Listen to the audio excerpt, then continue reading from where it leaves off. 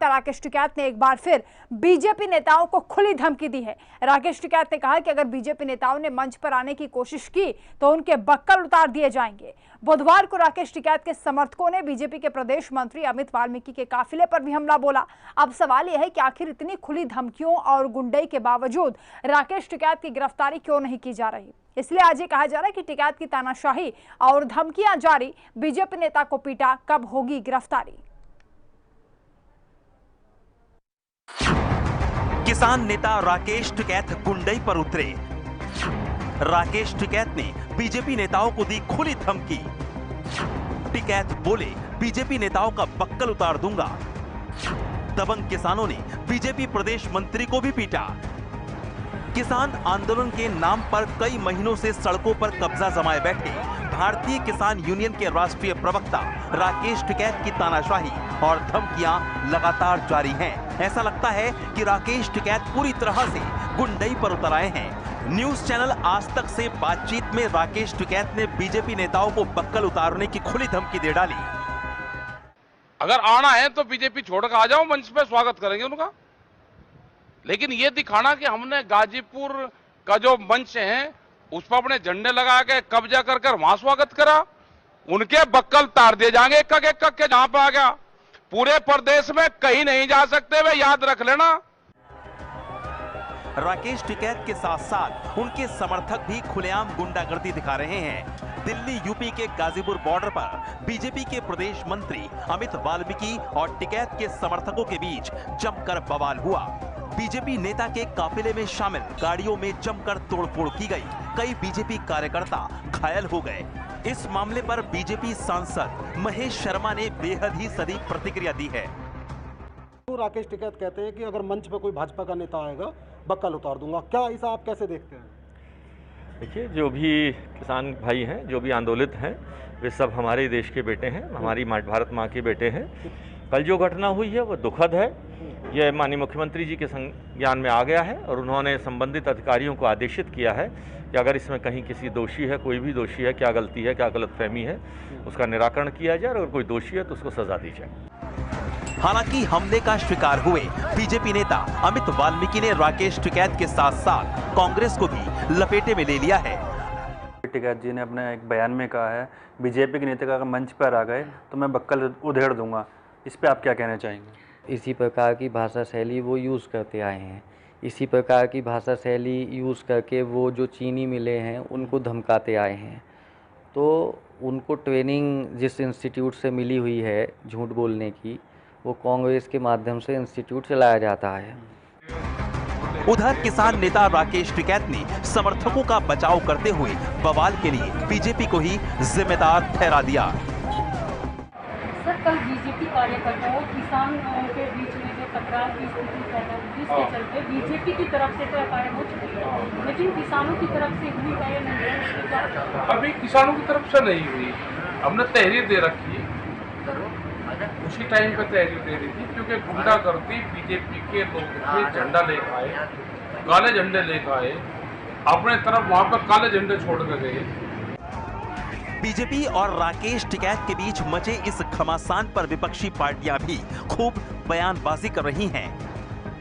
Bharatiya Janata party जिस तरीके से किसानों के आंदोलन को बदनाम कर उसे खत्म करने की साजिश रच रही है, इससे उन्हें बाज आना चाहिए।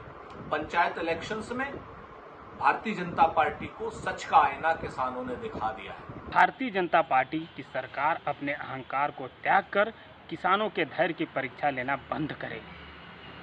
देश हित में किसानों के कल्याण के लिए जितना जल्दी से जल्दी संभव हो सके इस धरने प्रदर्शन को समाप्त करवाए। खैर, सियासत अपनी जगह है, लेकिन अहम सवाल यह है कि आखिर बड़ बोले राकेश टिकैत की ये धमकियां बर्दाश्त क्यों की जा रही हैं? पुलिस प्रशासन राकेश टिकैत पर कार्रवाई करने की हिम्मत क्यों नहीं जुटा पा रहा? आखिर इतनी खुली धमकियों और गुंडई के बावजूद राकेश टिकैत की गिरफ्तारी क्यों नहीं की जा रही? लखनऊ से विक्रम राठौड़ के साथ ब्यूरो रिपोर्ट, हिंदी खबर।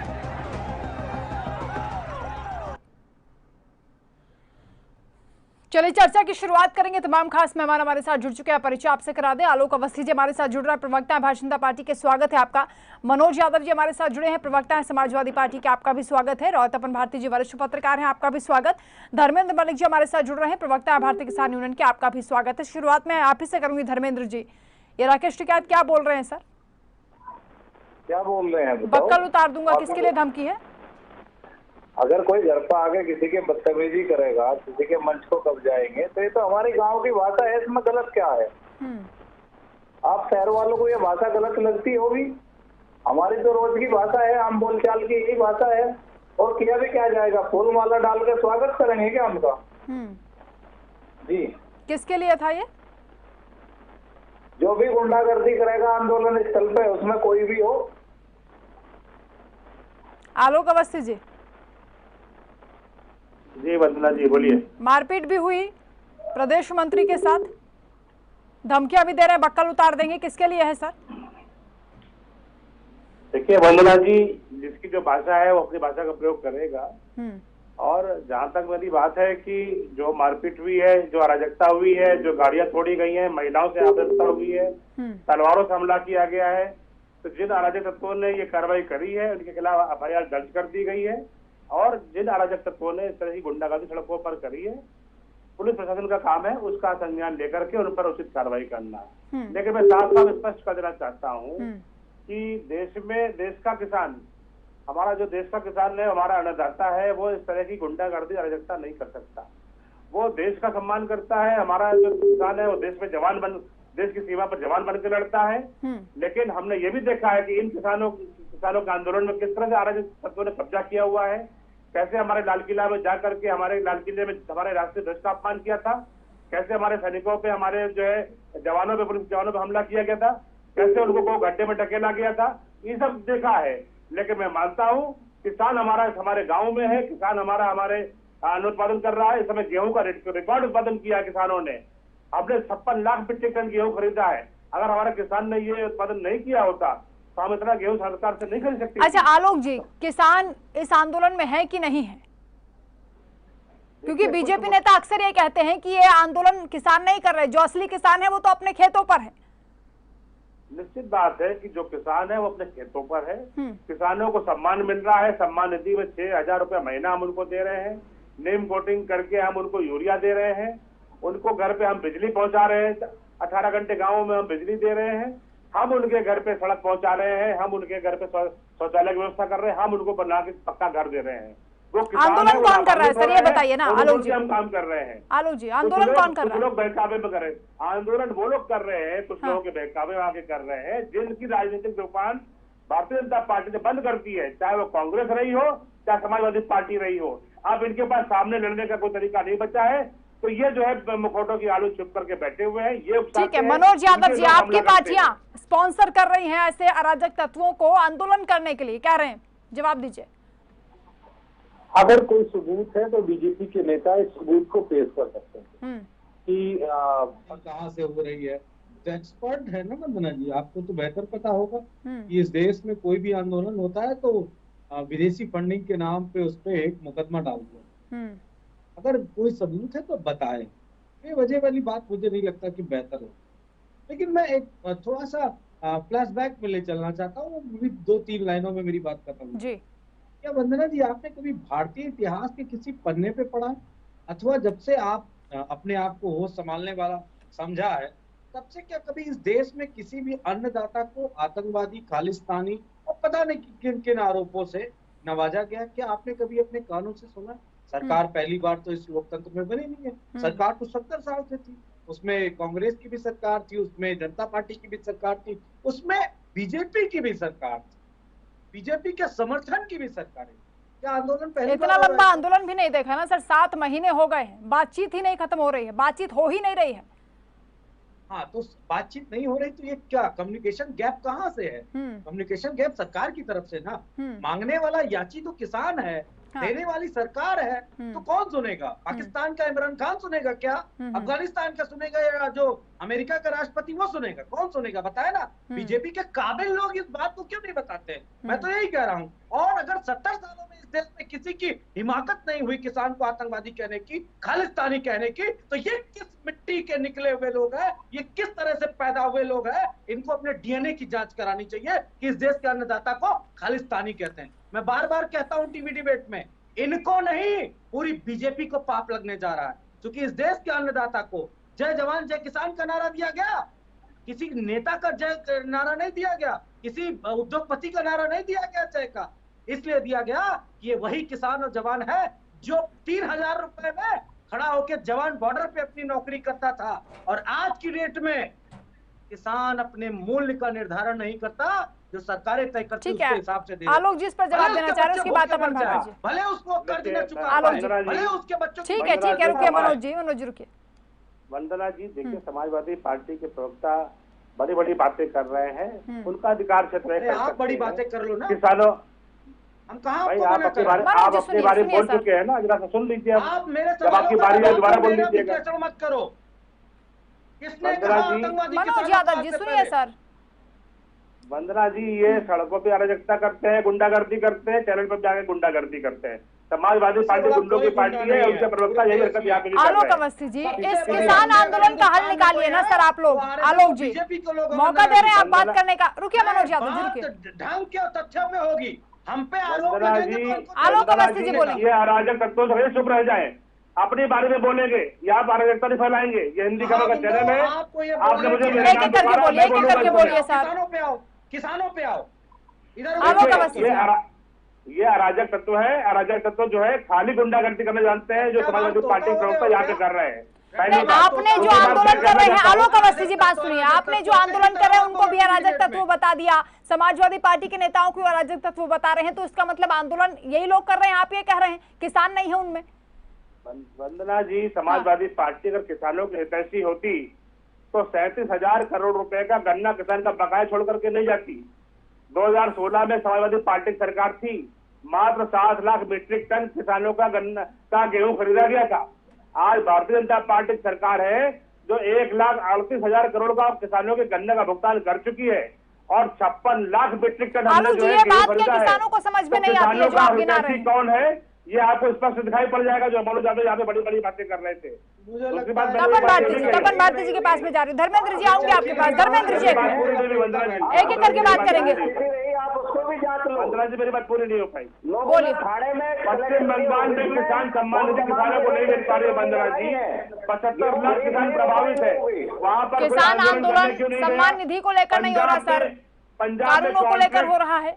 आलोक जी वंदना जी सुन लीजिए, तो पंजाब में कॉन्ट्रैक्ट तोड़ने पर किसानों को जेल भेज दिया जाता है, कांग्रेस सरकार है, क्यों नहीं वहाँ पे आंदोलन हो रहा है? केरल में तो एपीएमसी एक्ट हटा दिया है, कांग्रेस की और लेफ्ट की सरकारें नहीं है, वहाँ पे क्यों हटा दिया कि आप क्यों नहीं कार्रवाई करी? नहीं पश्चिम बंगाल तपन भारती जी आंदोलन तो कृषि कानूनों को लेकर हो रहा है ना। तपन भारती जी, धर्मेंद्र जी आऊंगे आपके पास, 1 मिनट। तपन भारती जी बात पूरी कर ले, उसके बाद धर्मेंद्र जी आप बोलिएगा। रोय तपन भारती जी। धर्मेंद्र जी और कुछ लोग इतना ज्यादा शोर कर रहे हैं कि मेरे जैसे व्यक्ति के लिए बोलना मुश्किल जा रहा है। बोलिए सर, आवाज आ रही है। मैं ये जानना चाहता हूँ कि क्या कारण है 7 महीने बीत गए, न किसान न सरकार झुक रही है, न किसान नेता झुक रहे हैं, जस का तस बॉर्डर पर समस्या बनी हुई है। नतीजा है कि कोई भी व्यक्ति दिल्ली में कम समय में नहीं आ सकता है, उसे आधा घंटा अतिरिक्त समय देकर आना पड़ता है। उसके कारण न जाने करोड़ों रुपए का अब तक 7 महीने में नुकसान हो गया होगा। अब ये जो नई समस्या आई है, ये बीजेपी के कुछ नेता वहाँ पर मजमा लगाए, बल्कि बताया गया कि 3 दिन से लग रहा था, और एक किसान बीजेपी के नेता का वहां स्वागत करने का प्रोग्राम बना। इस पर किसान नेताओं को आशंका है कि पुलिस की मिलीभगत से बीजेपी के नेता वहां गड़बड़ कर रहे थे। इससे बचना चाहिए, बीजेपी को इससे बचना चाहिए। मुझे लगता है वंदना जी, बीजेपी के प्रवक्ता भी इस बात को समझ रहे होंगे अन्य कि जैसे जैसे उत्तर प्रदेश का चुनाव नजदीक आ रहा है, वैसे वैसे सरकार की बेचैनी परेशानी बढ़ रही है। महज 7 या 8 महीना यूपी के इलेक्शन में बचा है। यूपी के इलेक्शन में फार्मर्स फैक्टर भी इम्पोर्टेंट रोल अदा करेगा। किसान आंदोलन भी किसानों की भी अहम भूमिका होगी।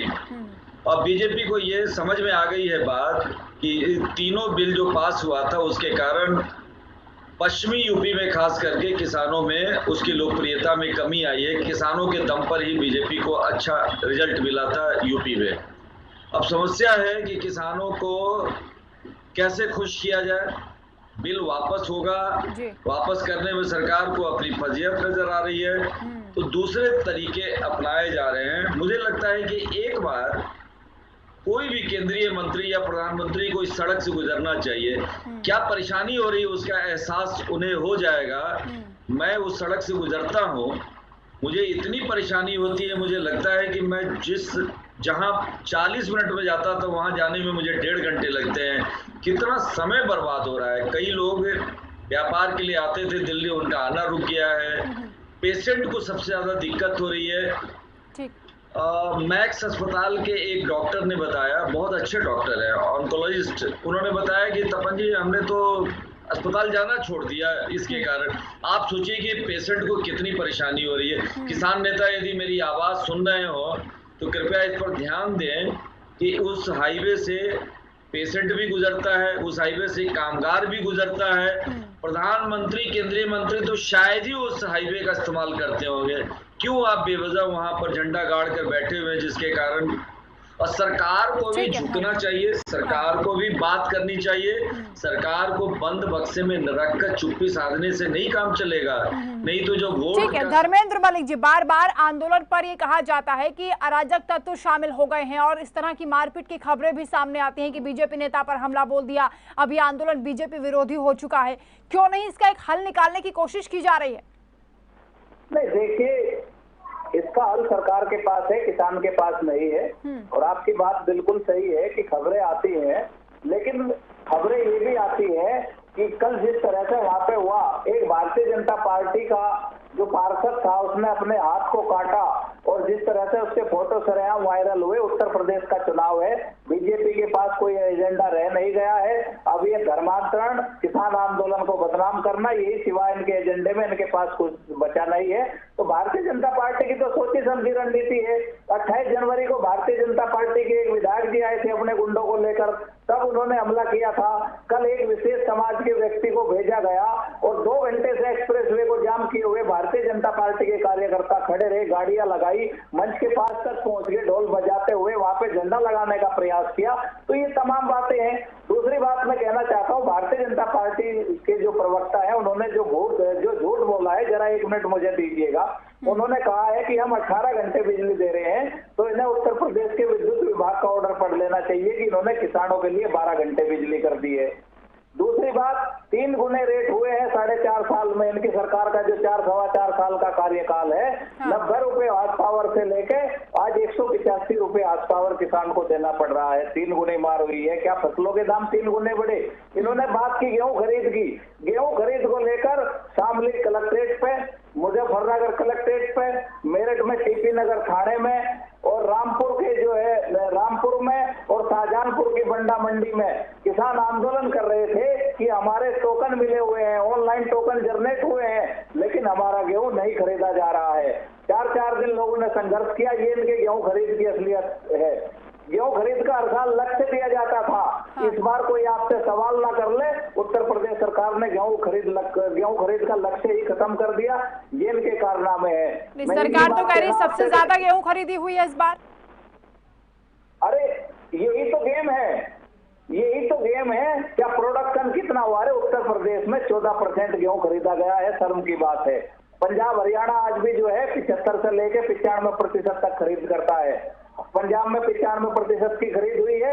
आलोक अवस्थी जी इसका जवाब देंगे। आलोक जी बताइए। हरियाणा में 70% खरीद हुई है और उत्तर प्रदेश में ये तो कह रहे हैं आप आंकड़ेबाजी का खेल कर रहे हैं। 14.5 की गेहूं की खरीद। ठीक है धर्मेंद्र जी, ठीक है सर, आलोक जी बोल रहे हैं, आप सुनिए।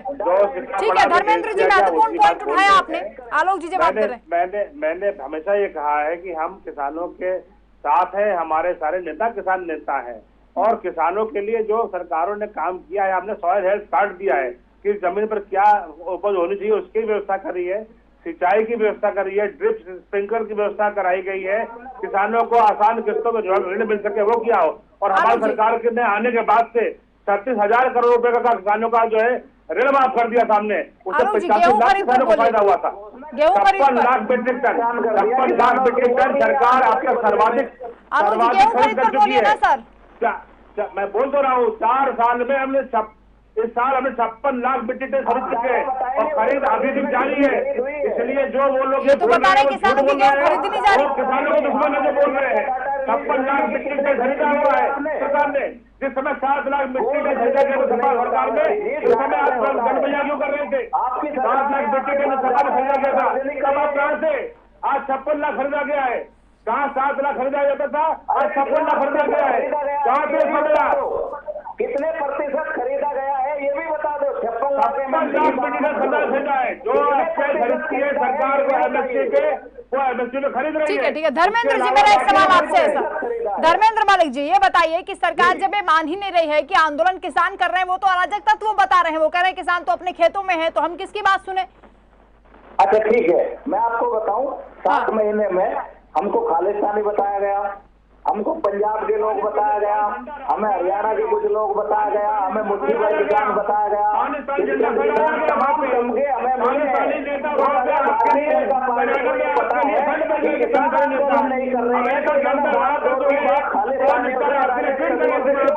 हजारों करोड़ रुपए आंदोलन करके बोलिए सर।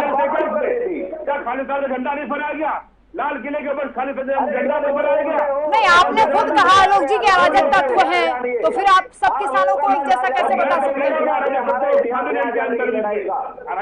शामिल है, किसान हमारा आंदोलन करता है, किसान कभी नहीं कर सकता, किसान देश का निर्माण करता है, किसान देश का निर्माण करता है, किसान हमारे गुंडा नहीं हो सकता, किसान हमारा आर्थिक नहीं कर सकता, किसान एक एक करके बोलिए, एक एक करके बोलिए। सम्मान जानते हो, हमारे जब बेटे शहीद होते हैं उसी तिरंगे में लिपट कर आते हैं, हमसे ज्यादा तिरंगे झंडे का सम्मान कोई नहीं करता।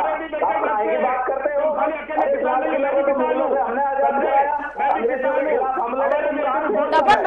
तपन भारती जी, इस बहस से ही यही इसी मंच से समझ में आ रहा है सर क्या बातचीत होती होगी किसानों की और सरकारों की।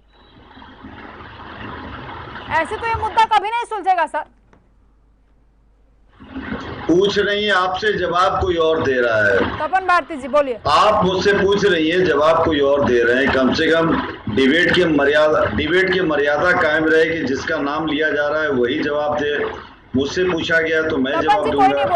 140 करोड़ की आबादी में लगभग 80-100 करोड़ लोग तो खेती पर निर्भर हैं। ये सही बात है कि खेती के लोग आयकर में 1 रुपया नहीं देते हैं, लेकिन उनका योगदान जीएसटी में या अन्य टैक्स में तो जरूर है। किसानों की अमेरिका और कनाडा के किसानों से अलग हालत है। मतलब यहाँ के किसानों के पास एवरेज खेत बहुत कम है, जैसा कि अमेरिका और कनाडा में उनके पास 50 से 100 एकड़ जमीन होती है, उस तरह की नहीं है।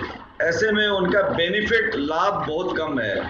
तो किसानों के मन में जो भय और आशंका है कि किसानों को जो प्रोटेक्शन मिलता था, सरकार की ओर से संरक्षण मिलता था, उन्हें डर है कि मंडी से लेकर हर जगह उनकी नाकेबंदी की जा रही है नए कानून के तहत। वो डरे हुए हैं। हालांकि ये सही है कि सरकार ने 12 करोड़ किसान परिवारों को कहीं ना कहीं कोई लाभकारी योजनाओं में जोड़ रखा है, उनको लाभ हो रहा है। मतलब 12 करोड़ का मतलब है कि 60 करोड़ लोग किसान परिवार में सरकार का फायदा उठा रहे हैं। लेकिन जो एक माहौल जो क्रिएट हुआ है, एक वातावरण जो बना है, एक आशंका ने जो जन्म लिया है, वो किसानों को भयभीत कर दिया है कि सरकार मेरे प्रति ईमानदार नहीं है। सरकार को चाहिए कि किसी भी तरह किसानों से बात करके, मीडिया के जरिए, सोशल मीडिया के जरिए ये माहौल बनाने की कोशिश करे कि हाँ, सरकार उनके लिए सजग है, सरकार उनके लिए सुनना चाहती है, सरकार सिर्फ उन्हें वोट बैंक नहीं मानती है। दिक्कत है कि ये समस्या का समाधान यदि नहीं हुआ तो मैं बार बार कह रहा हूँ, आपके चैनल पर दोहरा रहा हूँ कि यूपी के इलेक्शन में बीजेपी के वोट बैंक में कमी आ जाएगी, सेंध लगेगी। फिर वो जो बीजेपी सपना देख रही है ना, ये 300 सीटें ले लेंगे, वो नहीं हो पाएगा। ठीक है, नाराजगी का खामियाजा भुगतना पड़ सकता है। मनोज यादव जी बोलेंगे, बोले सर। किसान इनकम टैक्स नहीं देता, निश्चित तौर पे नहीं देता है, तो किसान अपने फसल का मूल्य का निर्धारण का राइट भी तो उसके पास नहीं है ना। सरकारें ने तो मूल्य निर्धारण का राइट, जैसे कि बनियों के पास है, बनिया तो तय करता है ना कि गेहूं कितने रुपए में बेचेंगे, उसका आटा कितने रुपए में बेचेंगे, 800 में बेचेंगे, कितने में बेचेंगे, वो तय है ना। मैं एक बात पूछता हूँ, अभी बीजेपी के साथी ने वंदना जी कहा कि ये किसान नहीं है। अरे कोई विधायक अगर विधानसभा के सामने धरने में बैठता है तो 2 थानों की पुलिस आके उसको उठा के तुरंत जेल कर जाती है, पुलिस लाइन लेके चली जाती है। तो अगर ये किसान नहीं है, वो अराजक तत्व है, तो सरकार उनको बैठने क्यों दे रही है? इसका मतलब कहीं ना कहीं सरकार चाहती है बैठे, या तो वो किसान है इसलिए उनको बैठने दे रही है। अराजक तत्व को सरकार अगर शरण दे रही है तो निश्चित तौर पे इसके पीछे सरकार की कोई बड़ी मंशा है, ये स्पष्ट कर दे। और आपकी डिबेट पे एक बात कही गई, उसका जवाब दूंगा कि मुकदमा दर्ज हो गया जिन्होंने शीशे तोड़े, जिन्होंने काले झंडे दिखाए। अरे भैया 500 किसान मर गए, किस पे मुकदमा दर्ज हुआ? ये भी तो बीजेपी की सरकार को बताना अच्छा ठीक है, आलोक अवस्थी जी, अगर आपकी बात को माना भी जाए कि ये सब अराजक तत्व हैं, तो जैसा कि मनोज जी ने कहा कि इनको पकड़ा क्यों नहीं जा रहा, और दूसरा सवाल ये कि सरकार किसको आमंत्रित कर रही है कि बातचीत के रास्ते खुले हैं, आइए बात कीजिए। अगर ये अराजक तत्व है तो इनसे क्या बातचीत कीजिएगा? देखिए, फिर आप वंदना जी मिक्स कर रही है। नहीं, आपने अपील करी है किसानों से कि वो आकर के बातचीत करें। हाँ, मैंने किसानों को अराजक नहीं कहा। जो आंदोलन कर रहे हैं वो किसान ना, जो आंदोलनकारी किसान आए बात करें, हम उसका स्वागत करते हैं। ये कहिए ना। लेकिन जो अराजकता कर रहे हैं, जो गुंडागर्दी कर रहे हैं, सड़कों पे जो गाड़ियां तोड़ रहे हैं, जो औरतों को मार रहे हैं, जो लोगों को मार रहे हैं, वो किसान कभी नहीं कर सकता। हमारा किसान हमारा देश का रक्षक है, हमारा अन्नदाता है। तो किसानों को और गुंडों को मिलाइए। आप ही की पार्टी के लोग कहते हैं कि किसान तो आंदोलन कर ही नहीं रहे हैं, और गुंडों को वो तो अपने घर पर है, अपने खेत देख रहे हैं। ठीक है, धर्मेंद्र मलिक जी बोलना चाह रहे हैं, जल्दी से बोलिए। जी, मैं ये कहना चाह रहा था, जो तपन जी ने कहा थोड़ा उनको करेक्ट कर लेना चाहिए कि देश में जो किसान की आमदनी है, वो पंजाब के किसान की आमदनी जो है वो 6000 रुपए के आसपास है, समथिंग एनसीआरबी का डाटा है। और जो बिहार का किसान है उसकी 4000 रुपए की प्रति माह की किसान परिवार की आमदनी है, यही हाल उत्तर प्रदेश का है। तो मैं आपको ये कह देना चाहता हूँ कि सरकार, हम चाहते हैं कि उतनी आमदनी हमारी करे जिससे हम टैक्स के दायरे में आए, और सरकार इसकी घोषणा कर दे कि जिन किसानों को बेनिफिट होगा हम उनसे टैक्स लेंगे। दूसरा, देश में जीएसटी है, हर चीज पे लागू है, और जीडीपी में हमारा जो योगदान है वो 13.5% तक था। लेकिन जानबूझ के सरकारों ने कृषि का औद्योगिकरण करने के लिए 3.5% पर लाकर रख दिया। और आपको वो विजन डॉक्यूमेंट भी देख लेना चाहिए जो अटल बिहारी वाजपेयी जी की सरकार में बना था, कि जिसका विजन डॉक्यूमेंट 2016 जिसका नाम था, जिसमें ये कहा गया था कि हमें 50% किसान खेती से कम करने हैं। तो ये तो जानबूझ के किसानों को खेती से हटाया जा रहा है, कृषि का औद्योगिकरण किया जा रहा है। तो ऐसे में ये कह देना कि किसान टैक्स नहीं देते, हमसे ज्यादा नहीं, उन्होंने दूसरी चीजों का भी जिक्र किया, उसको एक तरफा नहीं लेना चाहिए। फिलहाल चर्चा में इतना ही। बहुत शुक्रिया आप सभी का हमारे साथ जुड़ने के लिए और इस तमाम बातचीत के लिए, क्योंकि ये बातचीत इसलिए जरूरी हो जाती है, लगातार आंदोलन चल रहा है लेकिन इसका हल निकलता हुआ दिखाई नहीं दे रहा, बल्कि आंदोलन भी भटक रहा है। और सरकार जो बातचीत के रास्ते खुले होने की बात करती है उसमें भी कहीं ना कहीं बाधा दिखाई देती है, क्योंकि कम्युनिकेशन गैप एक बहुत बड़ा रोल यहाँ प्ले कर रहा है और इसे चुनावों से जोड़कर भी देखा जा रहा है। इसलिए सरकार को इसका समाधान निकालना चाहिए। चर्चा में इतना ही। नमस्कार।